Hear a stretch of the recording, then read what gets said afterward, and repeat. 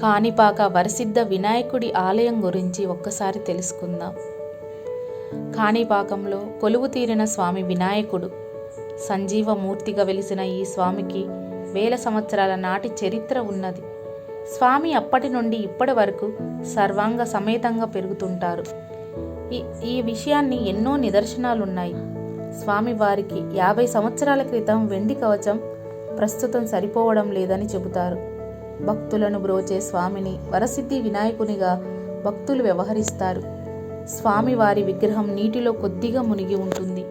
ఎంత తవ్వినా స్వామివారి తుది మాత్రం కనుగొనలేకపోయారు. స్వామివారికి నిత్యం అష్టోత్తర పూజలతో పాటు పండుగ పర్వదినాల్లో ప్రత్యేక పూజలు నిర్వహిస్తారు. వినాయక చవితికి ఉత్సవాలు ఘనంగా నిర్వహిస్తారు. సత్య ప్రమాణాలు దేవుడైన కాణిపాక విఘ్నేశ్వరుని ముందు ప్రమాణం చేయడానికి అబద్ధికులు సిద్ధం కారు. కాణిపాకంలో ప్రమాణం చేస్తారు అంటూ సవాల్ విసురుతారు.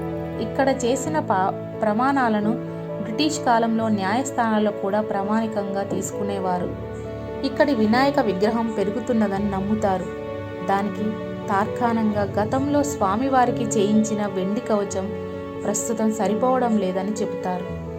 గతంలో ఈ ఆలయ ఆదాయము లక్షల్లో ఉండగా ప్రస్తుత సంవత్సర ఆదాయంలో 1 కోటి పైనే ఉంటున్నది.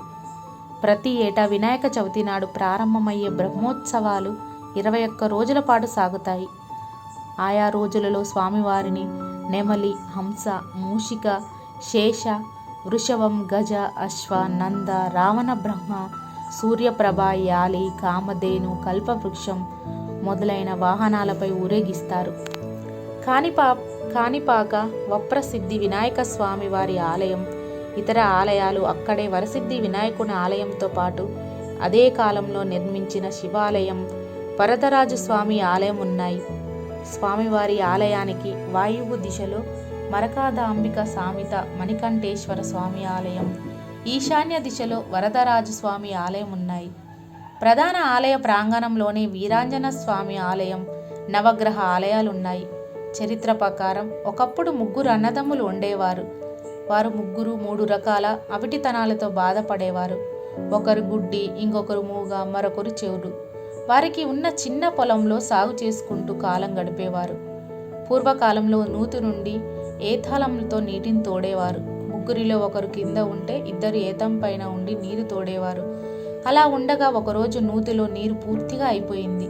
దానితో ముగ్గురిలో ఒకరు నూతిలోకి దిగి లోతుగా తవ్వడం మొదలు పెట్టారు. కాసేపటికి తర్వాత గడ్డపారకు రాయి లాంటి పదార్థం తగలడంతో ఆపి కింద జాగ్రత్తగా చూశారు. గడ్డపార ఒక నల్లని రాతికి తగిలి ఆ రాతి నుంచి రక్తం కారడం చూసి నిశ్చేష్టులయ్యారు. కొద్ది క్షణాల్లో బావిలో నీరంతా కూడా రక్త రంగులో మారిపోయింది. మహిమతో ముగ్గురి అవిటితనం పూర్తిగా పోయి వారు పరిపూర్ణ ఆరోగ్యవంతులుగా మారారు. ఈ విషయం విన్న చుట్టుపక్క గ్రామస్తులు తండోపతండాలుగా నూతి వద్దకు చేరుకొని ఇంకా లోతు తవ్వడానికి ప్రయత్నించారు. వారి ప్రయత్నం ఫలించకుండానే శ్రీ వినాయక స్వామి వారి స్వయంభూ విగ్రహం ఊరి నీటి నుండి ఆవిర్భవించారు. ఆ మహిమ చూసే ప్రజలు ఆయన స్వయంభుడు అని గ్రహించి చాలా కొబ్బరికాయలు నీటితో అభిషేకం చేశారు. ఈ కొబ్బరికాయ నీరు 1 ఎకరం పావు దూరం చిన్న కాలువలో ప్రవహించింది. దీన్ని కాణిపరకం అనే తమిళ పదంతో పిలిచేవారు. రాను రాను కాణిపాకంలో పిలవసాగారు. ఈ రోజుకి ఇక్కడ స్వామివారి విగ్రహం నూతిలోనే ఉంటుంది. అక్కడ ప్రాంగణంలోనే ఒక బావి కూడా ఉన్నది. దానిలో స్వామివారి వాహనం ఎలుక ఉంది. అక్కడ స్వామివారికి మనకి ఇష్టమైన పదార్థం ఏదైనా వదిలివేస్తే అనుకున్నది కోరిక నెరవేరుతుందని ప్రసిద్ధి. గుర్తుపెట్టుకోండి.